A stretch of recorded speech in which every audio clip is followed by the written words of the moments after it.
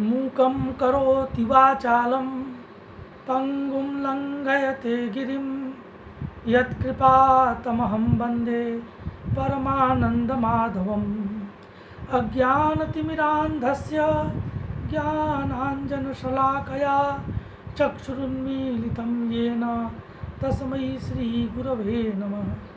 श्रीराम राम रामेति रमे रामे मनोरमे सहस्रनाम तत्तुल्यं राम नाम वरानने। नमो नमः। आचार्य द्वितीय वर्षीयाः ये छात्राः सन्ति तेषां कृते वाक्यपदीय ग्रन्थस्य ब्रह्मकाण्डस्य अग्रिमं पाठम् आदाय अहं भवतां समेषां समक्षम् उपस्थितोऽस्मि। इतः पूर्वम् अनादिनिधनम्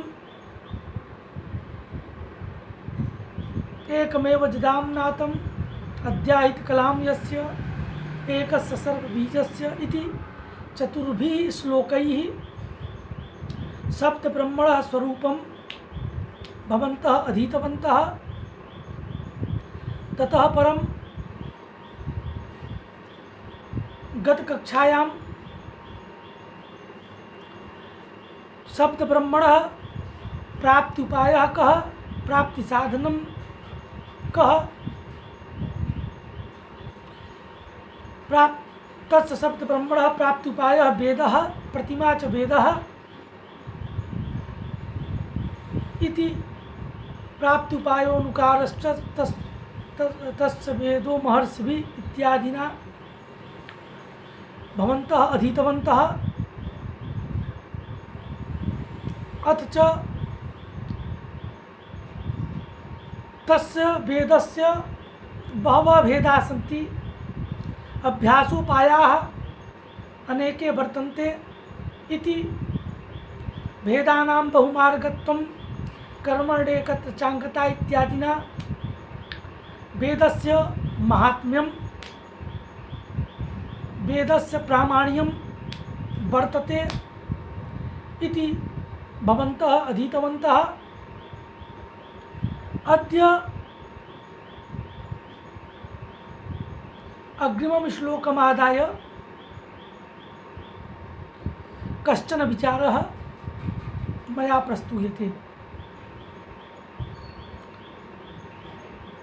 गतकक्षायाम् आगतं यत् वेदा प्रमाणम् अर्थात वेदानां प्रामाण्यम् अस्माभिः अंगीकर्तव्यम्। वेदाः प्रमाणभूताः सन्ति अपौरुषेयत्वात्। यतो हि सप्तब्रह्मणः प्राप्त्युपायः वेदः, सप्तब्रह्मणः प्रतिमा वेदः, अनुकारः वेदः।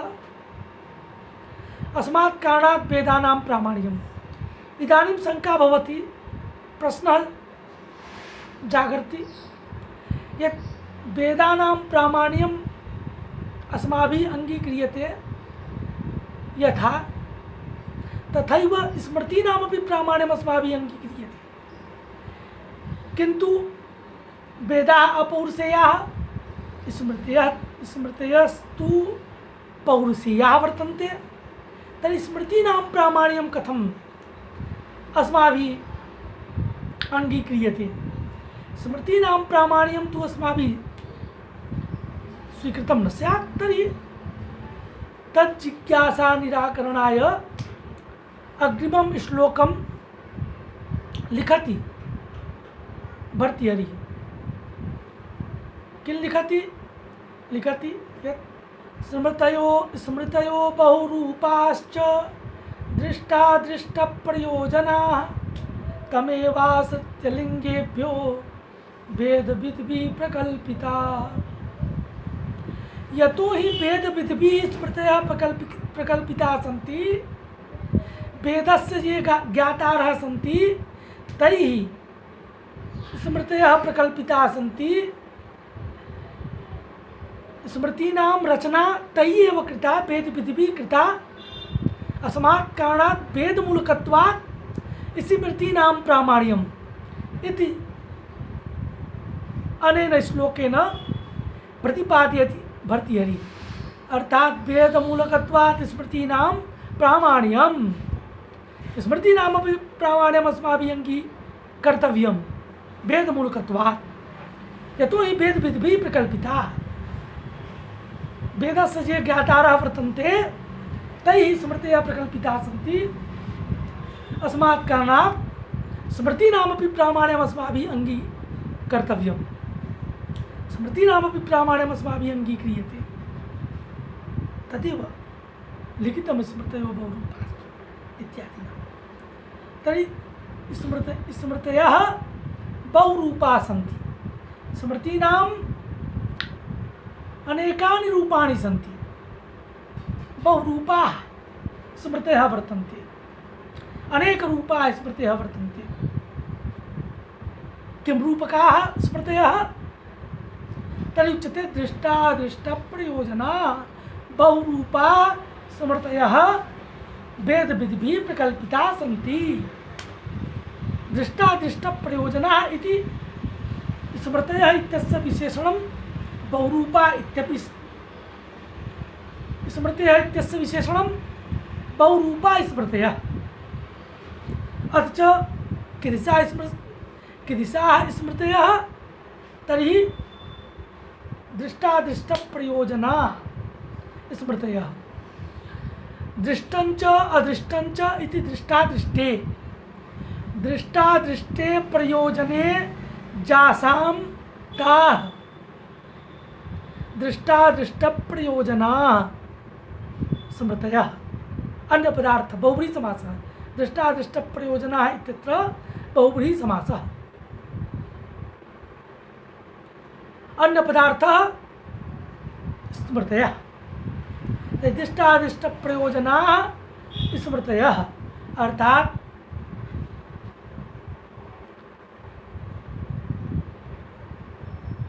काचित् स्मृति दृष्टादृष्टप्रयोजना इत्यस्य अर्थः दृष्टप्रयोजना, अदृष्टप्रयोजना, अथ च दृष्टादृष्टप्रयोजना। दृष्टप्रयोजना स्मृति, अदृष्टप्रयोजना स्मृति, दृष्टादृष्टप्रयोजना स्मृति अस्ति इति दृष्टादृष्टप्रयोजना इत्यस्य अर्थः।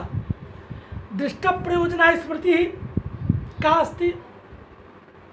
तर्हि वैद्यक स्मृति, आयुर्वेद स्मृति। आयुर्वेद स्मृति चिकित्सा विषया आयुर्वेद स्मृति दृष्टप्रयोजना। आयुर्वेदेन चिकित्सा उच्यते। तर्हि आयुर्वेदेन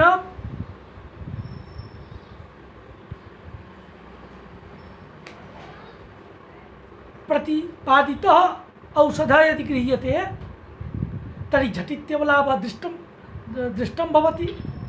अर्थात् झटित्येव लाभो भवति। शरीरे ये रोगाः भवन्ति ते रोगाः अपाकृताः भवन्ति, दूरीभवन्ति। झटित्येव दृष्टप्रयोजना, दृष्टप्रयोजना स्मृति आयुर्वेद स्मृति, वैद्यक स्मृति, दृष्टप्रयोजना स्मृति। अदृष्टप्रयोजना स्मृति भक्षाभक्ष्य गम्यागम्य स्मृति। भक्षाभक्ष्य स्मृति, गम्यागम्य स्मृति अदृष्टप्रयोजना स्मृति। अर्थात पंच पंच नखा भक्ष्या, अभक्षो ग्राम्य कुक्कुटः, अभक्षो ग्राम्य सूकरः, तेन किं भवति? क्षुद्रनिवृत्ति। पंच पंच नखा भक्षा, तर्हि पंच नखा यदि भक्ष्यन्ते तदानीमपि क्षुद्रनिवृत्तिः। पंच नखेतरा यदि भक्ष्यन्ते तदानीमपि क्षुद्रनिवृत्तिः। तर्हि नियमः क्रियते यत् पंच नखा एव भक्ष्यः क्षुद्रवृत्तिः पंच नखा जे सन्ति तेषां भक्षणे नैव क्षुद्रवृत्तिः कर्तव्या इति नियमः क्रियते। तर्हि पंच पंच नव तेन किं भवति अदिष्टप्रयोजनं भवति। तर्हि अदिष्टप्रयोजना स्मृतिः भक्षाभक्ष स्मृतिः। एवमेव अभक्षो ग्राम्य कुक्कुटः अभक्षो ग्राम सूकरः। तर्हि ग्राम्य सूकर ग्राम्य सूकर भक्षेणापि क्षुद्रवृत्तिः अग्राम्य भक्षेणापि क्षुद्रवृत्तिः। तर्हि तत्र नियमः क्रियते। यदि अरण्य सूकरः स्वीक्रियते तर्हि अदृष्टसिद्धिः। ग्राम्य यदि सूकरः ग्राम्य कुक्कुटः यदि भक्ष्यते तर्हि ग्राम्य कुक्कुटेन ग्राम्य सूकरेण यदि क्षुद्रवृत्तिः क्रियते तर्हि अदृष्टं न जायते। अदृष्टस्मृतिः धर्मः भवति। धर्म प्रतिपादिका स्मृतिः तर्हि अदृष्टस्मृतिः। अदृष्टस्मृतिः आयुर्वेदस्मृतिः वैदिकस्मृतिः। अदृष्टस्मृतिः भक्ष्याभक्ष गम्यागम्य इति यदस्ति इयं गम्या इयम् अगम्या। तर्हि गम्या अगम्या जहाँ वर्तते गम्यागम्य नियमः सोऽपि नियमः अदिष्टप्रयोजनः नियमः। अतः अदिष्टभक्षाभक्ष गम्यागम्य स्मृतिः अदिष्टप्रयोजना स्मृतिः। दृष्टादिष्टप्रयोजना स्मृतिः दृष्टादिष्टप्रयोजना स्मृतिः गुरु अनुगन्तव्यः। तर्हि गुरु अनुगमनं कर्तव्यं। तो गुरु किं भवति गुरुणा यदुपदिश्यते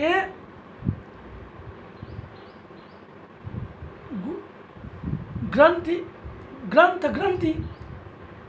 भेदिनः गुरुवः भवन्ति। तो ग्रंथि भेदिनः गुरुवः ये वर्तन्ते तर्हि ग्रन्थे भेदः भवति। ग्रन्थे ये सन्देहाः ते सर्वे सन्देहाः निवर्तन्ते गुरूपदेशेन। तर्हि दिष्टप्रयोजनमपि भवति। गुरोः अनुगमनं क्रियते चेत् तर्हि दिष्टप्रयोजनमपि भवति। अथ च मातृदेवो भव पितृदेवो भव आचार्यदेवो भव इति श्रुतिः प्रतिपादयति। तर्हि देवस्य अनुगमनं गुरुदेवस्य अनुगमनं क्रियते यदि तर्हि अदिष्टप्रयोजनमपि जायते। यतोहि श्रुतिः वदति मातृदेवो भव पितृदेवो भव आचार्यदेवो भव इति। आचार्यः यदि अनुगम्यते तर्हि अदिष्टप्रयोजनमपि अदिष्टसिद्धिः अपि जायते धर्मोऽपि जायते। अतः दृष्टादृष्ट स्मृतिः गुरु अनुगन्तव्यः इत्यादि स्मृतिः या वर्तते सा दृष्टादिष्टप्रयोजना स्मृतिः। तर्हि दृष्टादिष्टप्रयोजना इत्यस्य दृष्टस्मृतिः अदिष्टस्मृतिः दृष्टादिष्टस्मृतिः इत्यनेन प्रकारेण दृष्टादिष्टप्रयोजना स्मृतिः आयुर्वेदस्मृतिः अदिष्टप्रयोजना स्मृतिः भक्षाभक्ष गम्यागम्य स्मृतिः अदिष्टादिष्टप्रयोजना स्मृतिः गुरु अनुगन्तव्य इत्यादि स्मृतिः। तर्हि दृष्टादिष्टप्रयोजनाः बहुरूपाः स्मृतयः वर्तन्ते। स्मृतयः वेदविधिभिः प्रकल्पिताः। वेदं वेत्ति इति वेदवित्तैः वेद विधि, तो वेद विधि, तो वेद विधि प्रकल्पिता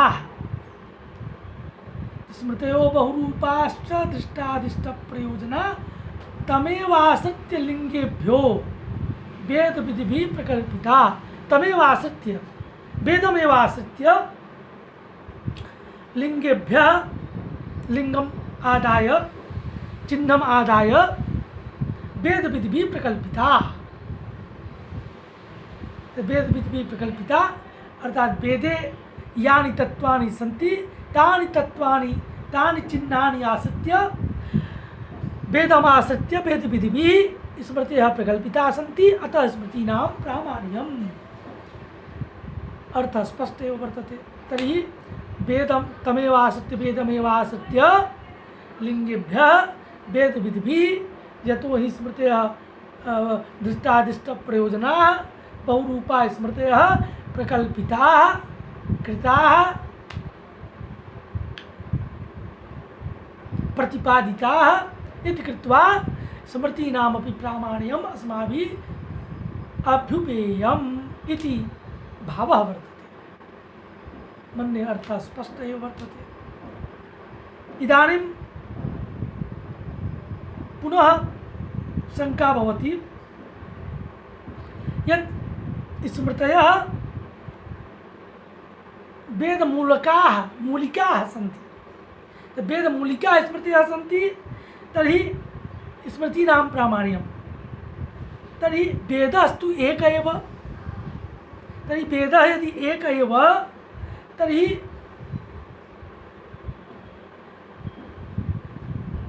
एकस्मिन् वेदे यानि तत्वानि प्रतिपादितानि सन्ति तानि तत्वानि अपि एकरूपेणैव स्युः।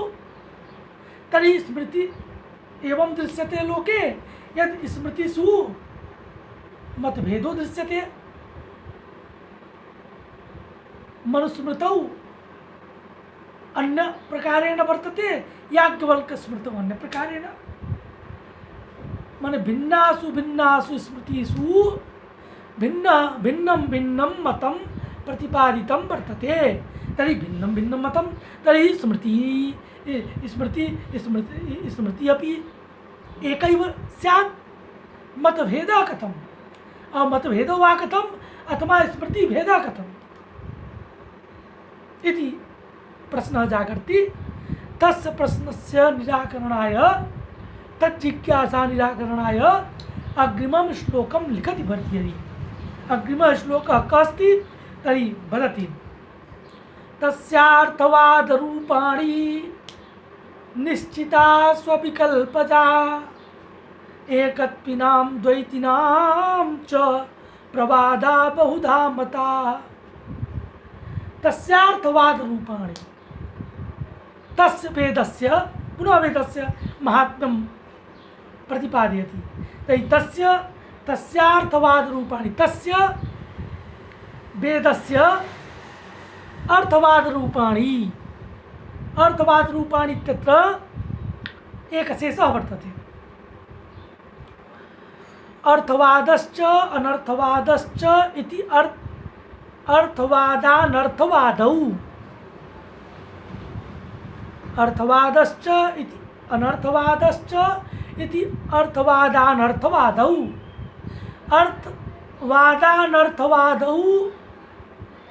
अर्थवादानर्थवादौ रूपम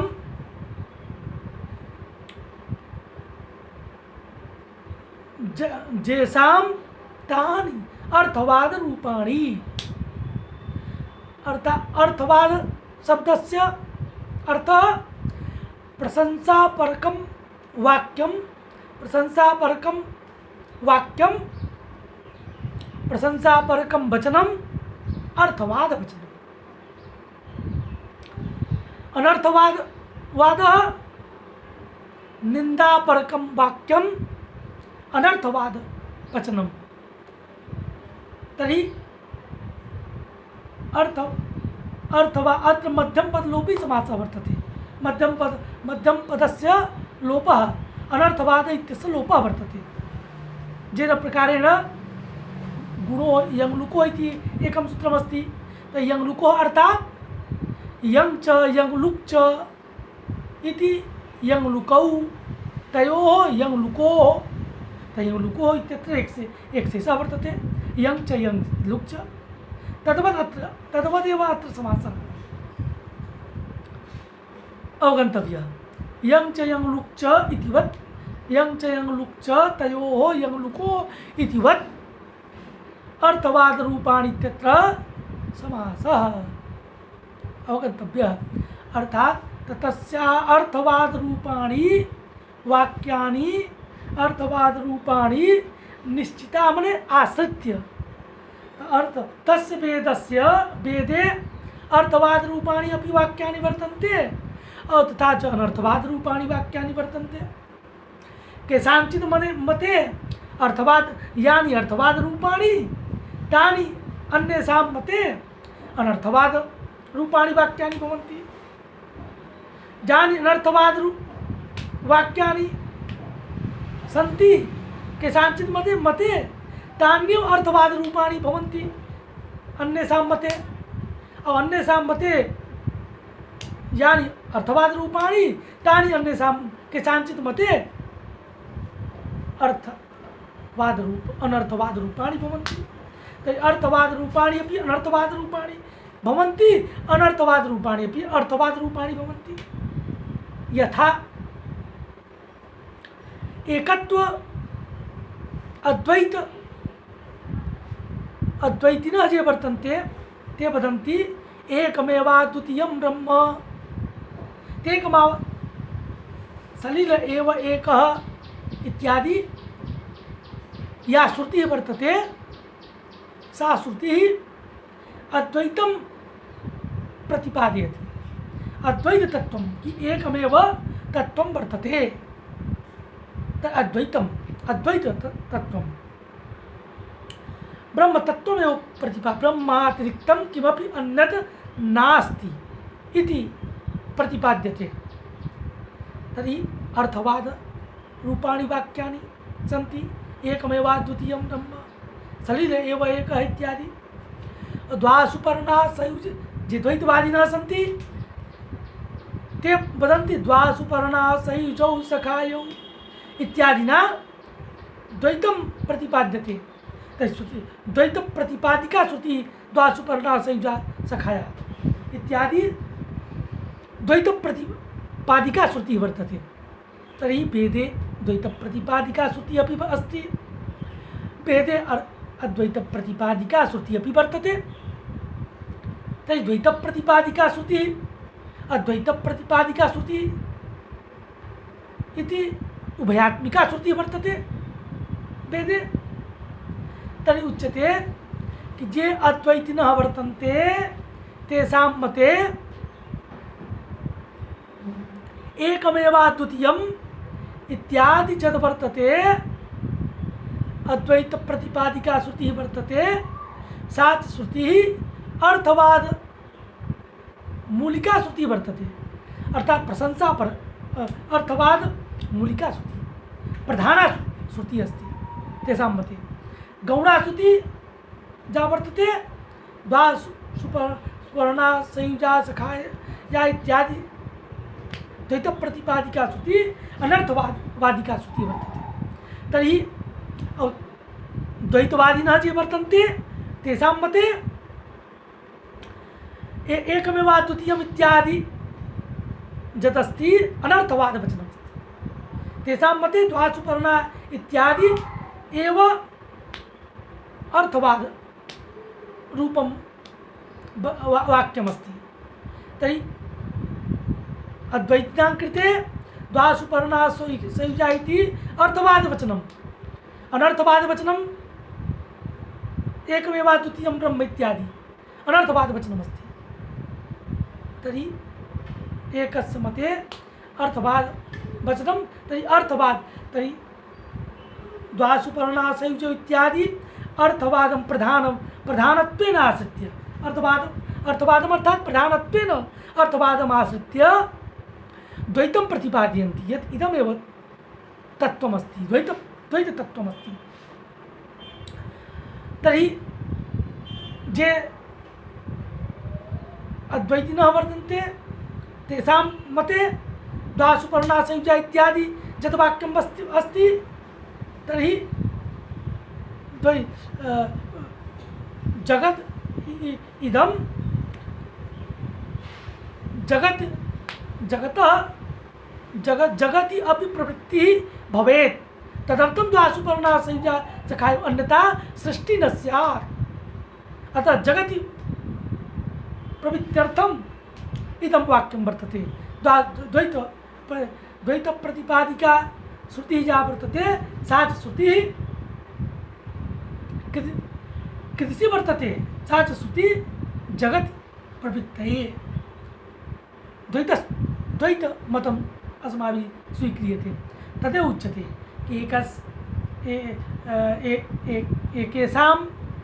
केषाञ्चित् मते यद् अर्थवादवचनं तद् अन्येषां कृते अनर्थवादवचनं भवति, निन्दापरकं वाक्यं भवति। और येषां कृते अनर्थवादवचनं जेषां कृते द्वैत प्रतिपादिका श्रुति अनर्थवादवचनम् अद्वैतिनां कृते अनर्थवादवचनम् अस्ति, निन्दापरकं वाक्यमस्ति। तदानीं निन्दापरकं वाक्यं यदा अस्ति तानि तदाश्रित्य द्वैतं मतमागच्छति। अर्थवाद इत्यनेन प्रकारेण इत्थं स्पष्टं भवति यत् अर्थवाद अनर्थवाद वचनम् आश्रित्य एव एकत्विनां द्वैतिनां मत प्रवादा बहुधा मता अन्ये अनेके प्रवादाः वर्तन्ते। तदेव लिखितं कि तस्य वेदस्य अर्थवादरूपाणि अर्थात् प्रधानवाक्यानि अप्रधानवाक्यानि आश्रित्य निन्दापरकं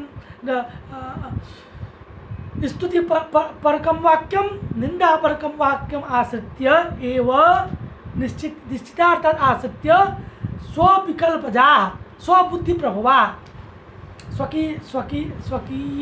स्वकीयया बुद्ध्या एवं प्रतिपादितं। स्वकीयया बुद्ध्या एवं प्रतिपादितं यत् इदम् अर्थवादवचनमस्ति, इदम् अनर्थवादवचनमस्ति, इदम् यदनर्थवादः केषाञ्चित् कृते तदेव अर्थवादः, यत् अर्थवादः केषाञ्चित् कृते तदेव अनर्थवादः इति प्रतिपाद्यते। इति स्वविकल्पजा मता इत्यस्य विशेषणं।